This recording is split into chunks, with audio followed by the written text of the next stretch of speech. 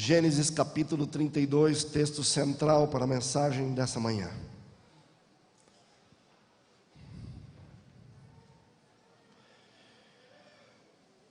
Jacó seguiu o seu caminho, e os anjos de Deus saíram a encontrá-lo. Quando Jacó os viu, disse: "Este é o acampamento de Deus", e chamou aquele lugar Manaim. Então Jacó enviou mensageiros adiante de si para falarem com Esaú, seu irmão, a terra de Seir, território de Edom. E lhes ordenou: "Assim falareis, meu senhor Esaú, a meu senhor Esaú, teu servo Jacó manda dizer isto: com o peregrino morei com Labão, em cuja companhia fiquei até agora. Tenho bois, jumentos, rebanhos, servos e servas. Mando comunicá-lo ao meu senhor para lograr mercê, favor, à sua presença." Voltaram os mensageiros a Jacó, dizendo: "Fomos a teu irmão Esaú.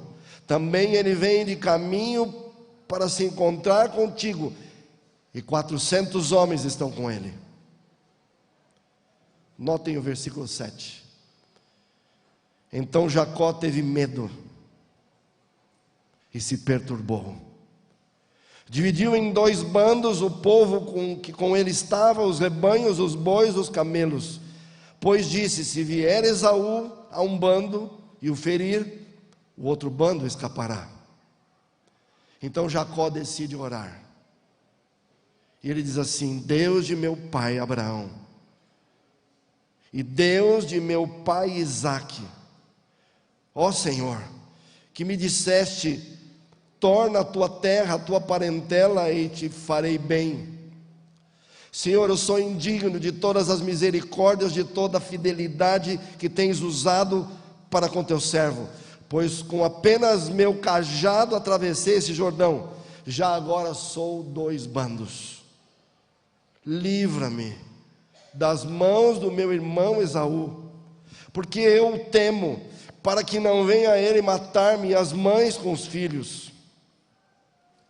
E o Senhor mesmo me disse que certamente," Deus dizendo para Jacó: "eu te farei bem, dar-te-ei a descendência como a areia do mar, e pela multidão não se pode contar."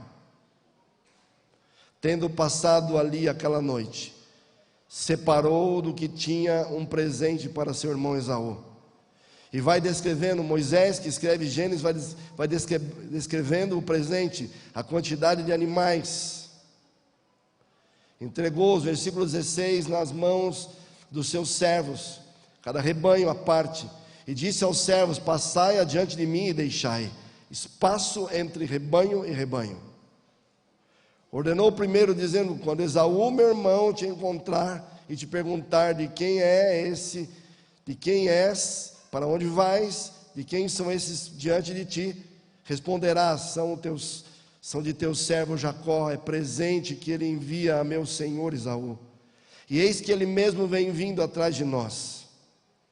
Ordenou também ao segundo, ao terceiro, e Jacó foi orientando os seus servos a irem na frente dele para, de alguma maneira, preparar e acalmar o coração de Esaú.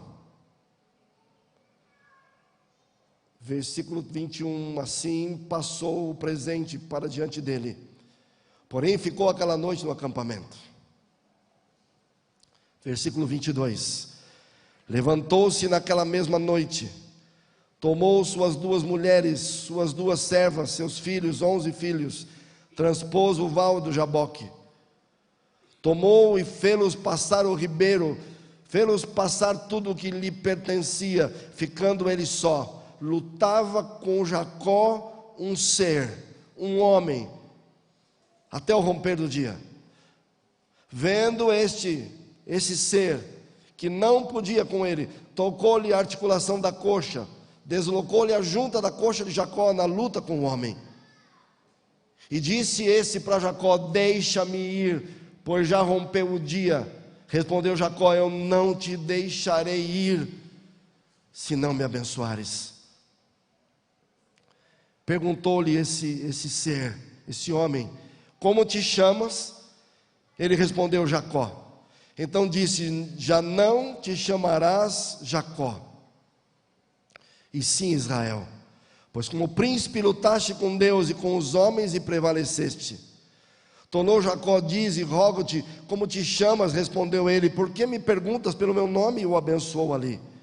Aquele lugar chamou Jacó Peniel, pois disse: vi a face de Deus, vi Deus face a face, e a minha vida foi salva. Vamos parar por aqui. Jacó estava no momento mais angustiador da vida. Jacó estava com o seu coração apertado. Jacó estava com medo. Jacó estava em um momento da sua vida onde na sua mente ele poderia perder tudo aquilo que ele havia conquistado nos últimos 20 anos. Por que isso? Porque Jacó se lembrara que 20 anos atrás algumas coisas haviam acontecido. Jacó e Esaú eram irmãos, nasceram, obviamente eram gêmeos, nasceram de Rebeca e Isaque. Isaque, filho de Abraão. Então Abraão, Isaque, e vêm os dois filhos. Quando Rebeca estava grávida, Deus disse para Rebeca que o filho mais novo que nasceria em segundo lugar, dominaria o mais velho. Claro, a diferença obviamente foi pequena, mas havia uma diferença de tempo, obviamente. Rebeca havia ouvido aquilo e tentava entender aquela mensagem de Deus, porque a princípio eram os primeiros filhos, o primeiro filho de cada família era considerado o herdeiro das bênçãos, o herdeiro do aspecto econômico da família, e eram aqueles que representariam a genealogia que viria desde o Éden até Jesus. O primogênito faria parte dessa cadeia de pessoas que no futuro um dia viria Jesus, o Salvador. Era um privilégio ser o primogênito e ao mesmo tempo uma responsabilidade muito grande. Quando Esaú e Jacó nasceram, havia um contraste claro entre os dois. Esaú era um rapaz que gostava das coisas, dos prazeres momentâneos. Esaú não era alguém que se preocupava com o futuro, ele não se importava com vida eterna, ele não se importava com a primogenitura, ele não se importava com os planos de Deus para a vida dele. Para Esaú, a adrenalina fazia parte, era sair para caçar, era aventura, eram os desafios momentâneos, mas ele não se preocupava com as coisas de Deus. Já Jacó era diferente. Jacó era caseiro, Jacó ele gostava do lar, ele amava as coisas de Deus, ele valorizava as coisas de Deus, e ao ver o seu irmão tendo a postura que tinha, Jacó não entendia, até certo ponto ele não se conformava, porque o irmão tinha tantos privilégios, e ele não valorizava, e aquilo de alguma maneira apertava o coração de Jacó, porque ele dizia: por que eu não nasci primeiro? Por que eu não sou o primogênito? Mas a história diz que os dois acabaram cometendo erros. Esaú, em primeiro lugar, por não valorizar as coisas de Deus, acabou comercializando a bênção e trocou a bênção da primogenitura por um prato de lentilhas. Vinha do campo com fome, simplesmente por não valorizar aquilo que Deus tinha para ele, trocou aquilo que era eterno por algo momentâneo. Jacó, por um outro lado, junto com sua mãe, não confiaram em Deus, e ao invés de Jacó deixar Deus conduzir as coisas, acabou enganando o pai com o auxílio da mãe, e acabou tendo que ir embora da onde morava, pela ameaça do seu irmão Esaú, que o mataria assim que o pai descansasse. Jacó estava vivendo esse momento. E com certeza a sua mente estava se lembrando de tudo isso. Ele se lembrava da sua decisão, de como agiu impulsionado pela mãe, e parecia bom, porque Jacó, ao olhar o irmão que não valorizava as coisas de Deus, parecia certo, parecia coerente, eles simplesmente acharam um caminho para ser o primogênito, já que o irmão não valorizava, e acabou fazendo aquilo que Deus não havia pedido para ele, e isso pesava na mente de Jacó agora. Se há uma coisa que tira o sono e estraga o presente e o futuro, é quando algo no passado que fizemos é carregado para as emoções do presente. Não tem coisa que machuque mais do que decisões que tomamos, escolhas que fizemos, e que foram erros cometidos, e que percebemos depois, e achamos que pelo fato de ter já acontecido, não há nada que se possa fazer, e choramos, e não dormimos, e muitas vezes olhamos para nós e não conseguimos ter a expectativa de que teremos um presente e um futuro feliz. Quem aqui olhar o passado não mudaria algo? Quem aqui olhar para a vida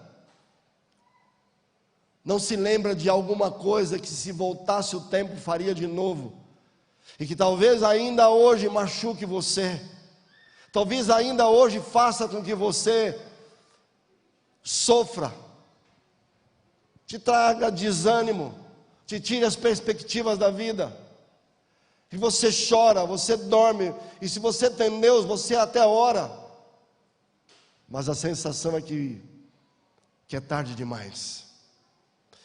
Se existe algo que bloqueia, que paralisa o presente do ser humano e o futuro do ser humano, é viver olhando para o passado.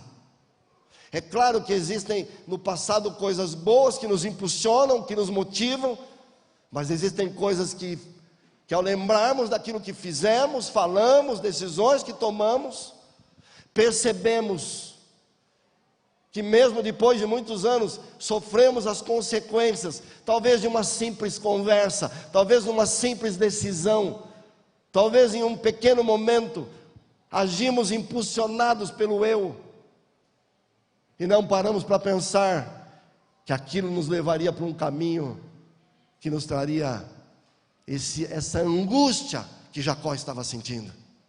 Jacó sabia, ele havia vivido 20 anos com o irmão de Rebeca trabalhando, ele havia nesse período dependido mais de Deus, ele havia se entregue mais a Deus, mas a sua natureza, Jacó tinha um problema, a sua natureza não o impulsionava a agir com as estratégias humanas.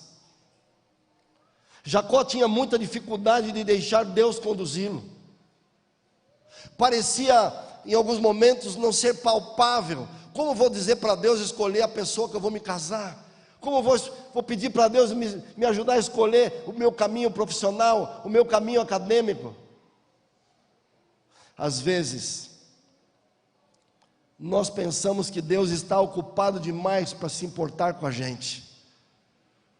Às vezes a gente pensa que Deus tem coisas maiores no mundo, é a fome do mundo, as coisas que acontecem no mundo, e a gente pensa assim: quem sou eu para Deus se preocupar com o meu dia a dia, meu arroz, meu feijão, meu casamento e filhos?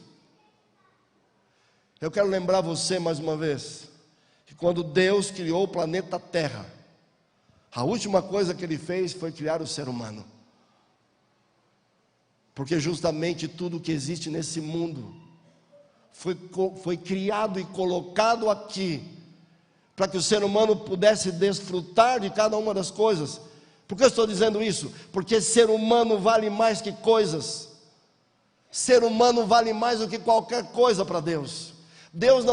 Jesus não veio a esse mundo para morrer por coisas, Ele veio aqui para morrer por ser humano, para dar a certeza, a esperança, mesmo em meio às lutas, que Ele estaria conosco. Jacó tinha essa luta, era difícil para ele se entregar, quando quis a primogenitura, trocou com o irmão, vendeu por um prato de lentilhas, sabia que não tinha que fazer isso, mesmo que o irmão tivesse aceitado. Depois engana o pai com o apoio da mãe.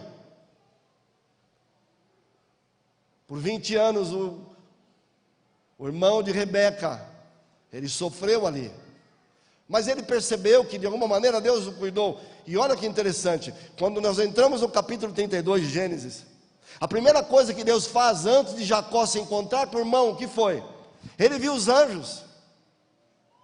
Vocês se lembram no capítulo 28 de Gênesis, quando Jacó está indo embora, que a sua mãe Rebeca diz: vai para o meu irmão, senão o teu irmão Esaú vai te matar. Ele dorme, lembram? Encostado num travesseiro que era uma pedra, lembram? O que Jacó vê? Ele tem a imagem de uma escada que vinha do céu para a terra, os anjos subindo e descendo.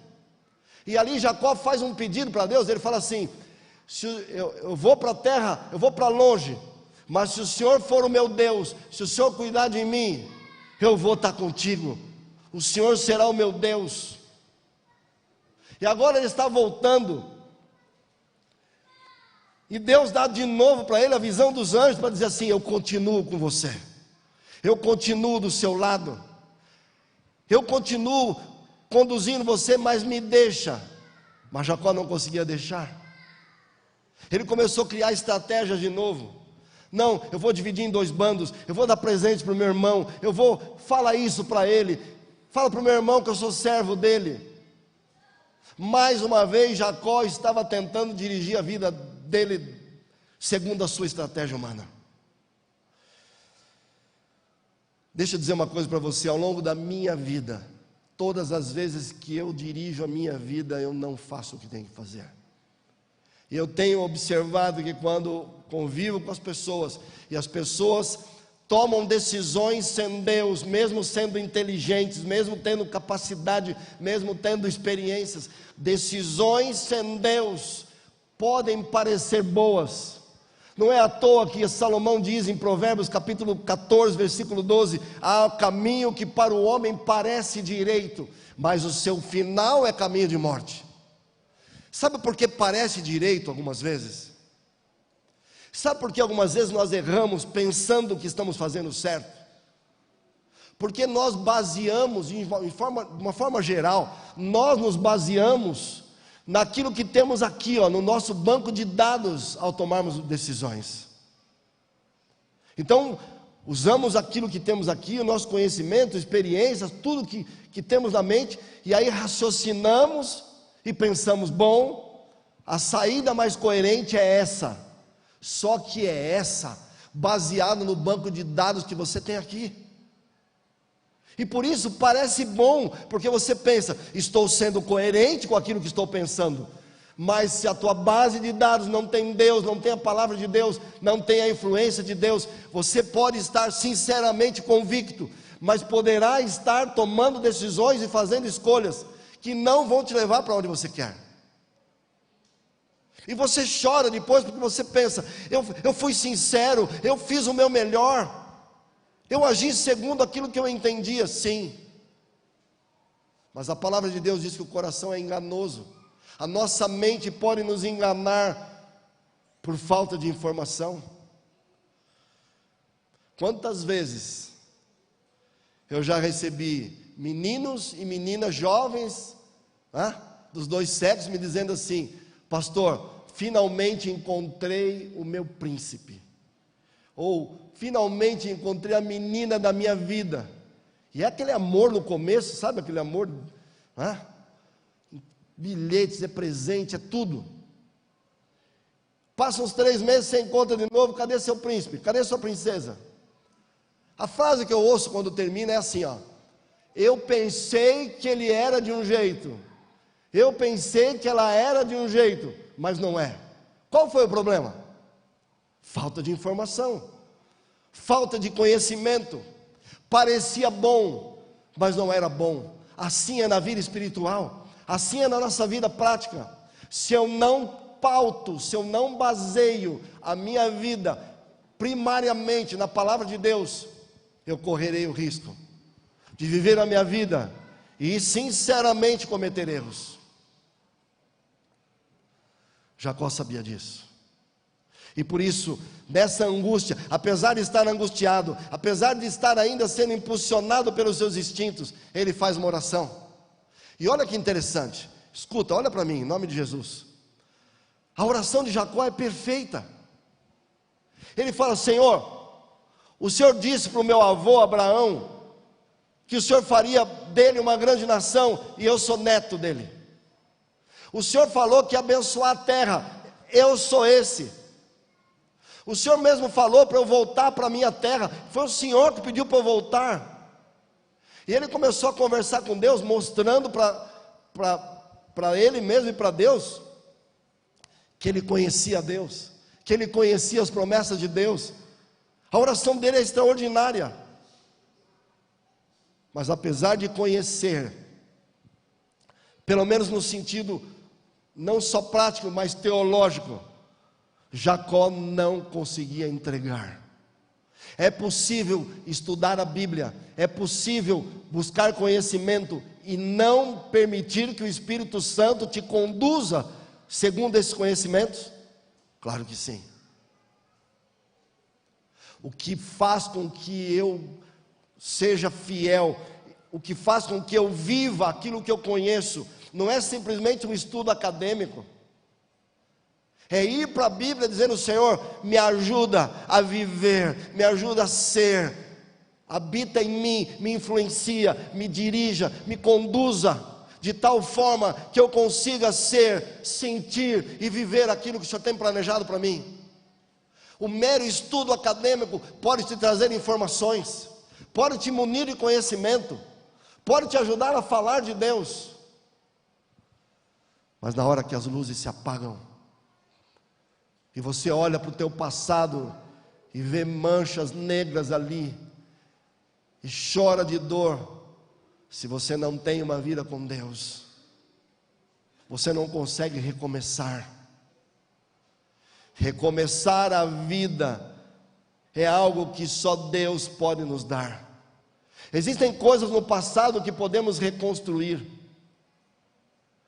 mas existem coisas no passado que precisamos entregar para Deus, porque somos impotentes diante de algumas situações que já vivemos, e se continuamos com a nossa mente no passado, e nos sentimos impotentes em relação àquilo que poderíamos fazer, por decisões erradas, estragaremos o nosso presente, vamos viver e continuar vivendo de forma frustrada, sem expectativas, autoestima baixa, nos desvalorizando, nos sentindo um nada, nos sentindo um lixo.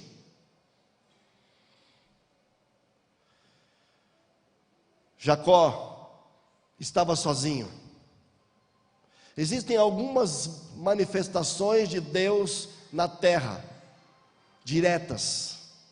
Vocês sabem que nós temos um único Deus, formado pelo Deus Pai, pelo Deus Filho e pelo Deus Espírito Santo. O Deus Filho, quando nasce de Maria, nós chamamos de Jesus, que significa Salvador em grego. É Ele que é a pessoa da divindade, que vem à terra. Ele é como se fosse o porta-voz da Trindade. E ele vem até Jacó. Jacó estava num lugar perigoso, havia muitos ladrões, salteadores. Jacó, sem entender muito, começa a lutar com esse homem.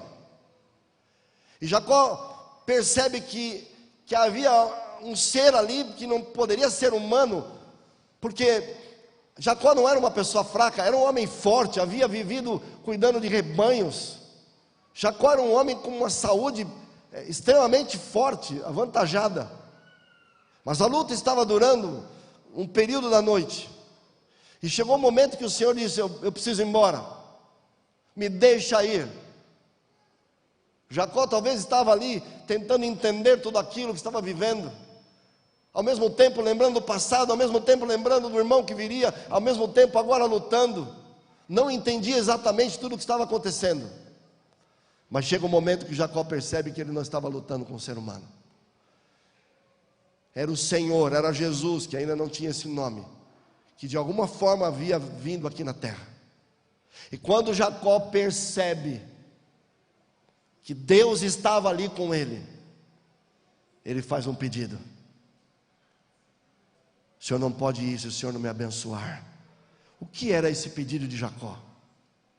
Ele estava dizendo, em outras palavras: o Senhor cuidou de Abraão, o Senhor cuidou de Isaac, eu estou aqui agora angustiado, eu errei, eu fiz coisas que não tinha que fazer, eu preciso recomeçar, eu não consigo. Jacó estava com uma luta terrível na sua mente, e nesse contexto, que ele pede para Deus: não vou te deixar ir, se o Senhor me abençoar. O Senhor faz uma pergunta para ele que parece que não tem contexto nenhum para fazer. O Senhor fala para ele assim: qual é o teu nome? Se você pede uma bênção para Deus, é Deus, e Ele pergunta o teu nome, não parece algo estranho? Não parece? O que significa Jacó? Vocês sabem? Enganador. Quando o Senhor pergunta para Jacó, Jacó fala: me abençoa, tá bom, qual é o teu nome? O que é que Deus estava tentando dizer para ele? Jacó responde assim: eu sou enganador. Ele havia tido um encontro com Deus, e agora Deus queria que ele tivesse um encontro com ele mesmo.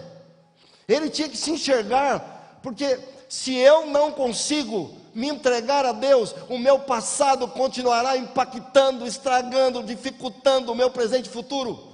Enquanto eu não me entrego, enquanto eu não tenho um encontro com Deus, por mais que eu possa ser sincero, se eu não me permitir ser conduzido por Ele, eu continuarei me enganando, eu continuarei vivendo a vida do meu jeito, e eu não conseguirei chegar aonde eu quero chegar. E por isso Deus disse: qual é o teu nome? Para que Jacó pudesse entender: Senhor, eu sou enganador. Para que Jacó pudesse entender que a sua vida inteira foi conduzida por ele, e que ele precisava pela primeira vez perder uma luta para obter uma vitória na vida. A maior luta que temos que travar é contra o próprio eu, diz a escritora Ellen Goldwhite.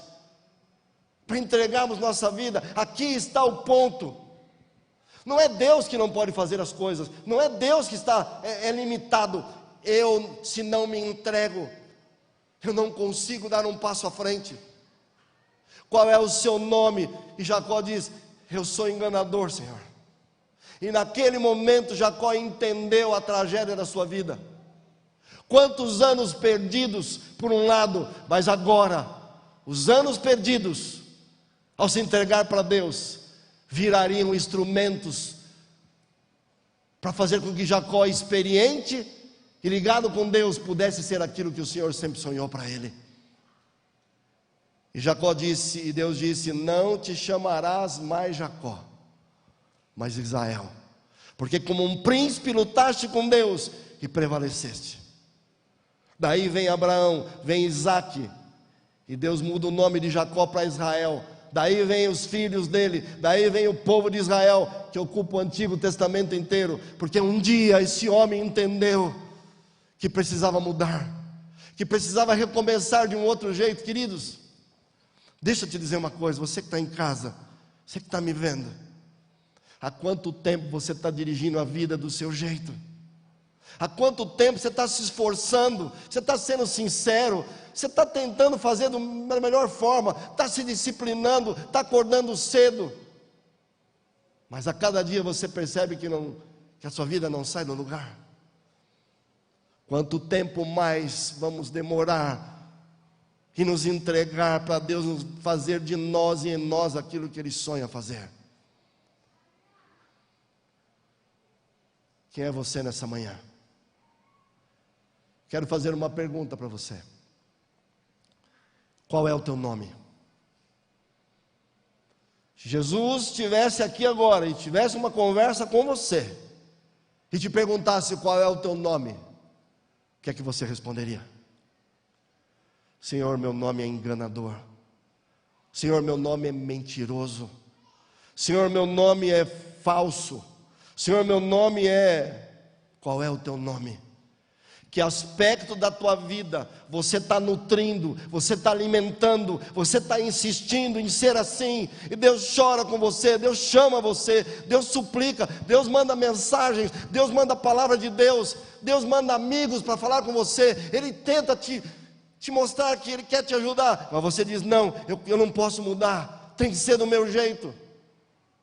E a vida está passando, o tempo está passando, a idade está vindo, e você não consegue, e você chora, você sofre, o vazio toma conta do teu coração, a angústia, às vezes a depressão, a ansiedade te corrói, a falta de esperança, a falta de perspectiva, e você olha para Deus talvez sem entender e diz: Deus, não aguento mais, mas você não percebe que Deus está perguntando qual é o teu nome, e justamente porque existe algo em você que você não entrega.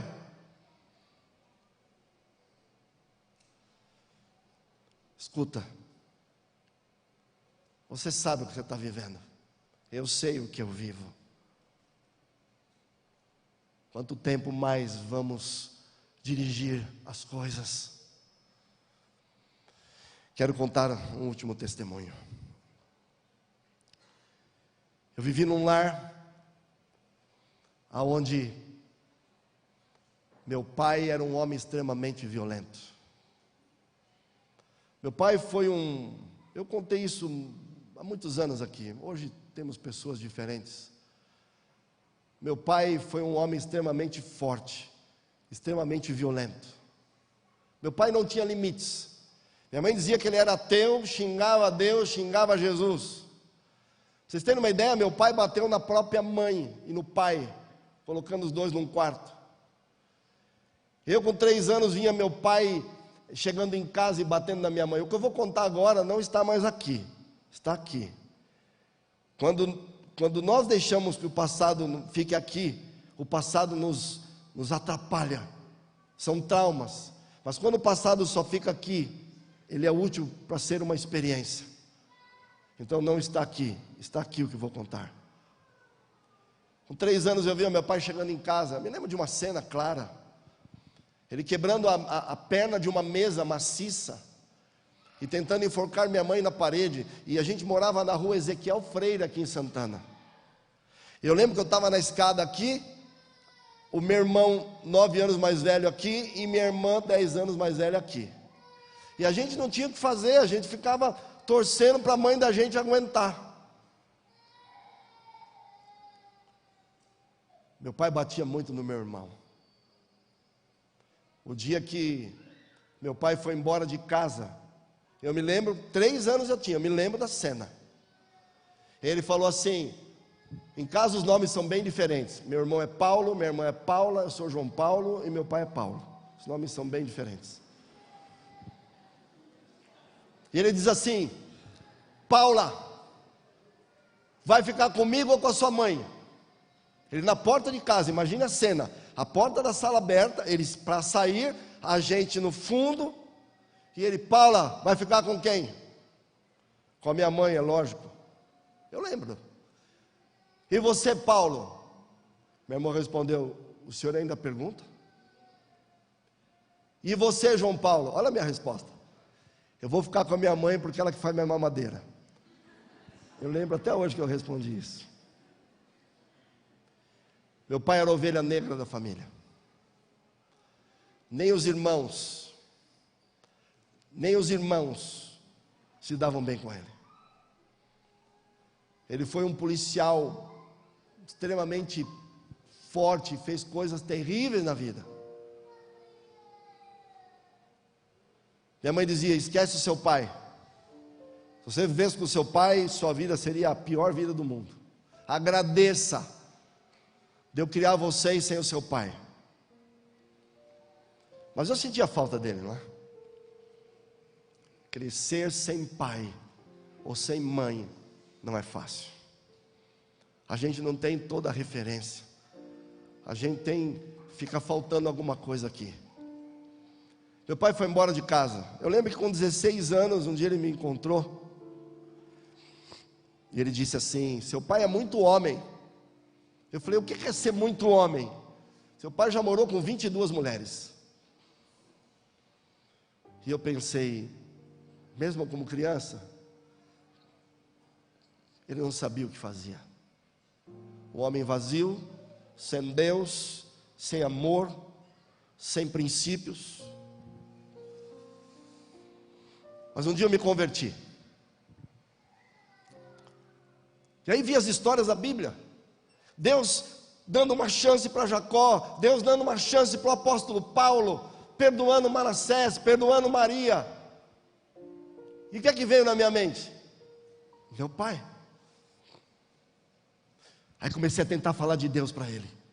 Eu ligava, eu tentava falar. E ele dizia assim: filho, eu acho lindo que você tenha isso, mas seu pai é ateu, eu não consigo acreditar. Eu tentei mais um pouco, mas não dava. Um dia Deus me disse assim: não fale mais, ame. E eu não tinha um amor profundo pelo meu pai, mas Deus me deu esse amor. Porque o amor divino, o ágape, é aquele que a gente ama apesar dele. Deus me deu isso. E comecei a encontrar algumas vezes com meu pai. Quando eu fui me casar, minha mãe disse: não convide o teu pai. Eu já presenciei muitas vezes o teu pai com um amigo batendo no casamento inteiro. Eles não têm limites. Meu pai estava mais velho agora, mas ela diz: não convida. Eu falei: não, eu tenho que convidar meu pai. E eu convidei. E no dia que eu fui escolher o terno com ele, meu pai foi cantor assim, cantor mesmo, cantava muito bem. No carro ele começou a cantar comigo. E eu, antes de me converter, tinha sido cantor. Então eu comecei a cantar com ele no carro. De repente a gente se abraçava.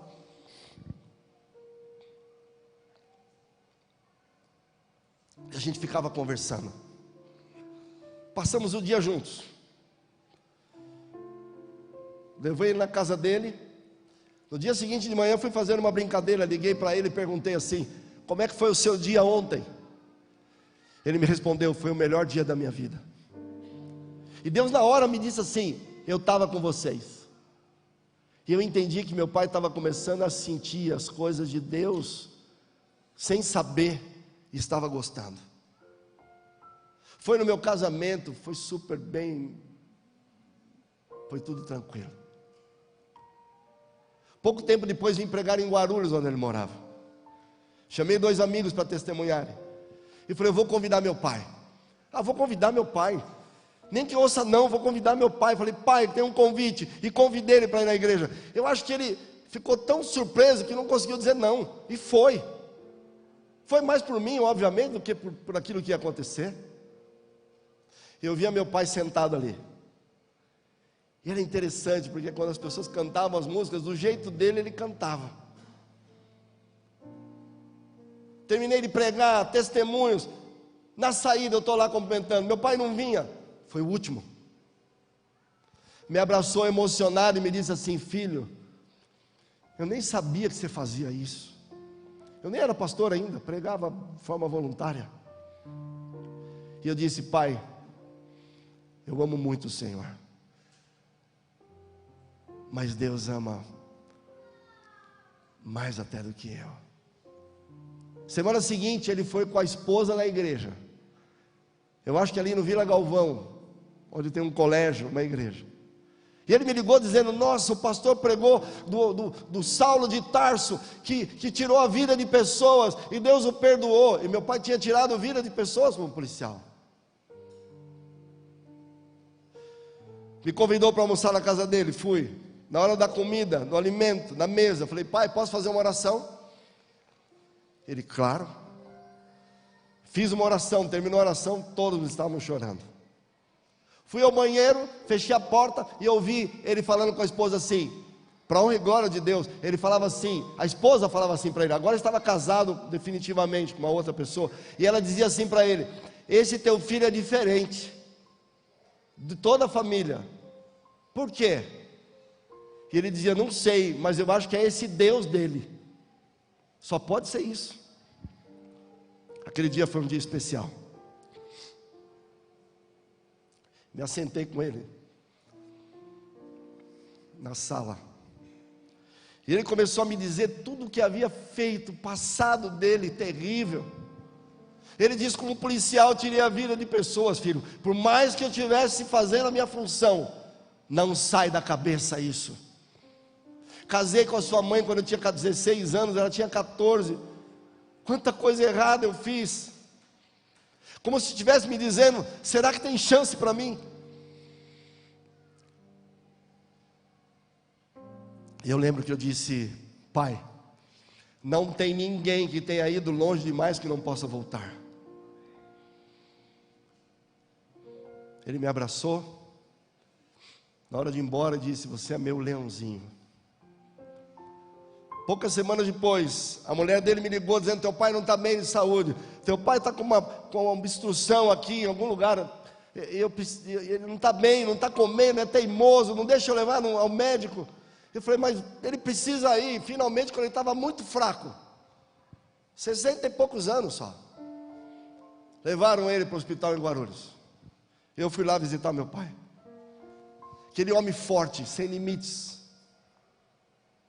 estava ali numa cadeira de rodas por não ter força para ficar em pé.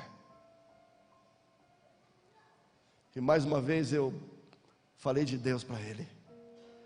Eu me lembro da cena em que eu levo a cadeira dele para ele fazer os exames e fui embora. Naquela mesma noite, eu recebi uma mensagem: seu pai teve que entrar num processo cirúrgico, emergencial, e não resistiu.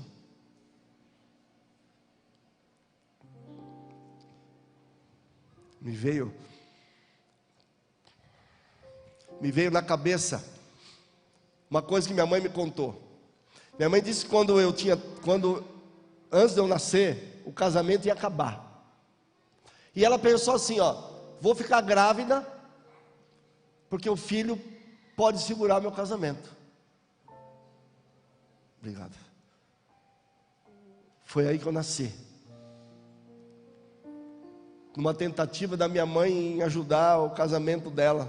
E agora eu ouço a notícia do meu pai, me dói o coração, mas imediatamente eu falo assim para Deus: Deus, quando eu nasci, eu não consegui, como criança, fazer alguma coisa pelos meus pais.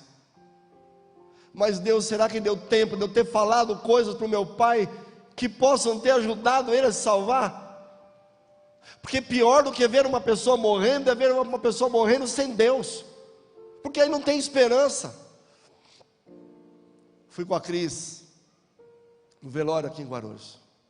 Nunca tinha perdido alguém próximo. Quando olhei meu pai ali, sem vida, me deu uma vontade terrível de chorar. E quando eu fui chorar, Deus falou comigo. Foi muito claro. Deus falou assim na minha mente: filho, não se entristeça como aqueles que não têm esperança. Ele usa um texto de Paulo, 1 Tessalonicenses 4,13. Quando as pessoas estavam morrendo em Tessalônica, mandam para Paulo o aviso: Paulo, o que está acontecendo? As pessoas estão morrendo, Jesus não ia voltar. E Paulo diz assim: não se entristeçam como aqueles que não têm esperança. Paulo diz assim: existem dois tipos de tristeza: a com esperança e a sem esperança. A sem esperança, você quer morrer, acabou a vida, você não sabe o que faz. Um dia uma amiga veio no meu trabalho, me tirou do trabalho: você tem que ir comigo no lugar. Eu falei: mas não tem como, você tem que sair agora. Ela me arrastou, fui no carro, me levou no cemitério. Falou: você não sabe, essa semana eu não falei com você, morreu meu pai e minha mãe juntos, e estão enterrados aqui. Ela dizia: aonde eles estão?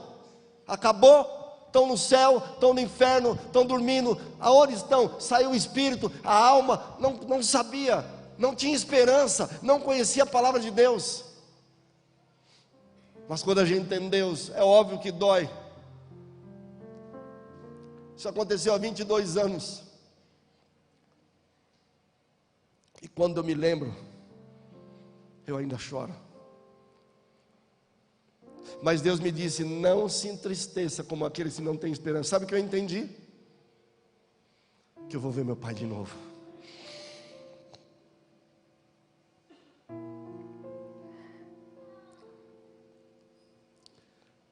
Eu sei que Jesus está voltando. Meu choro é de saudade, mas tenho a convicção que quando Jesus voltar, eu vou poder ver meu pai de novo, e vou poder dizer para ele: Pai, agora a gente vai viver num mundo que não tem mais fim, não vai ter mais morte, como diz João em Apocalipse, não vai ter mais dor, não vai ter mais pranto, porque as primeiras coisas passaram, e tudo se fez novo, e Deus estará conosco, a gente vai estar juntos. Meu pai pôde recomeçar, mesmo tendo tido pouco tempo para isso. Jacó recomeçou, se tornou um dos grandes homens da Bíblia, e agora é com você e comigo. Deus está chamando você e a mim para recomeçarmos, e Ele não vai deixar com que você saia daqui sem você dizer: Senhor, me ajuda a ser uma nova pessoa. O Márcio e a Jaque vão cantar agora. Eu queria fazer um apelo para você. Você que está aqui em cima ou aqui embaixo, está cansado de viver do teu jeito. O apelo é específico. Pode não vir ninguém, pode vir muita gente, eu não me preocupo com isso, porque o apelo é para você. É você que se levanta e vem para dizer: Deus, estou aqui, o universo está me vendo no grande conflito, eu estou do teu lado. Quando você vem, você se posiciona, você se entrega, você diz para Ele e para o universo que você quer Deus. E o meu apelo é: se você hoje entendeu que tem algo para entregar para Deus, e Deus está perguntando qual é o teu nome, e a tua resposta é justamente a resposta que mostra o aspecto da tua vida, que você precisa mudar, que você precisa entregar, que você precisa ser diferente. Enquanto eles estiverem cantando, levanta e vem aqui à frente, em nome de Jesus. Você que está na galeria, vem com calma, eu te espero. E você que está em casa, se entrega para Deus, mas não deixa o Senhor ir sem te abençoar antes. Eu vou te esperar aqui na frente. Que Deus te abençoe.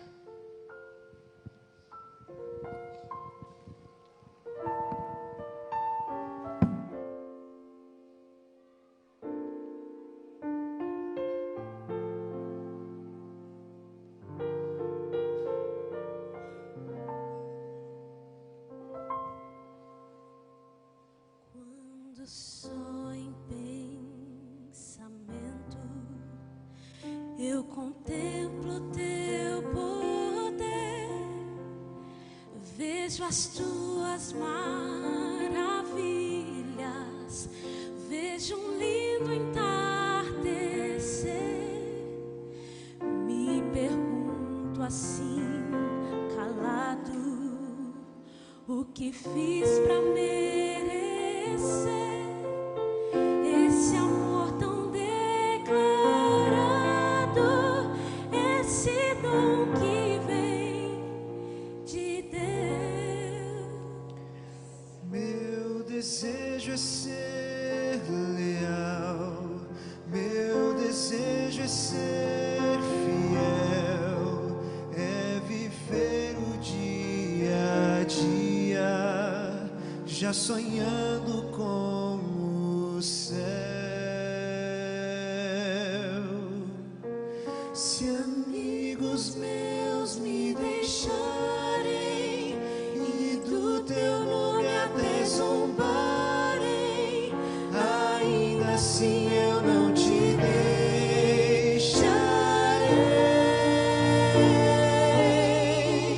E como fez Jacó, eu não te deixarei, se não me abençoares.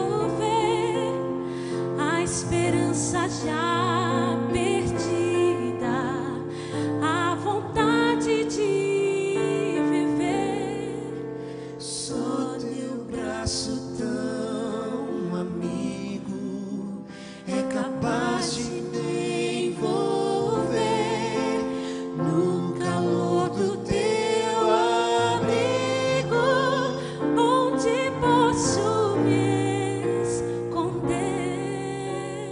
Meu desejo é ser leal, meu desejo é ser fiel, é viver o dia a dia, já sonhando com o céu.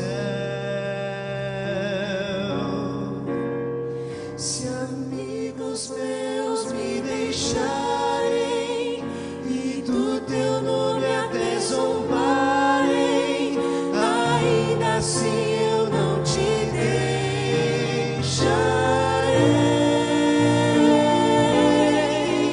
E como fez Jacó, eu não te deixarei, se não me abençoares, Senhor. Eu só vou poder dormir em paz e só vou descansar se comigo tu ficares, meu Deus.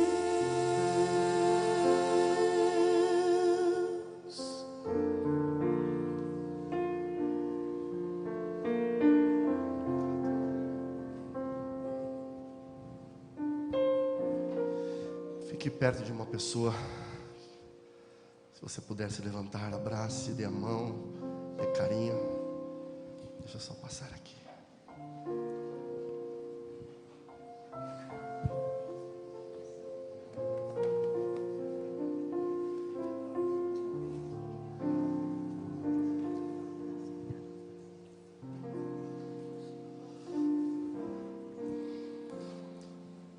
Vamos falar com Deus.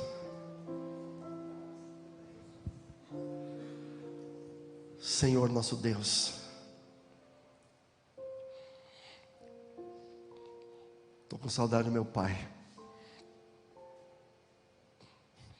Eu sei que muitos aqui estão com saudade das pessoas que estão descansando. Mas que bom saber que a nossa tristeza é com esperança.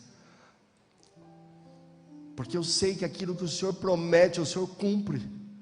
A tua palavra diz isso, a gente tem vivido isso. E eu sei que a promessa da ressurreição, ela acontecerá. E as pessoas que morreram no Senhor restarão para não morrer mais. Obrigado, Jesus, pela manhã de hoje, por tudo que vivemos aqui. Estamos sentindo o Senhor com a gente agora. Obrigado porque a tua atmosfera do céu nos envolve. E isso nos faz sermos melhores do que temos sido. E queremos entregar nosso passado, para que o Senhor reconstrua aquilo que possa ser reconstruído, ou traga alívio, perdão, para aquilo que nós não temos condições de fazer nada.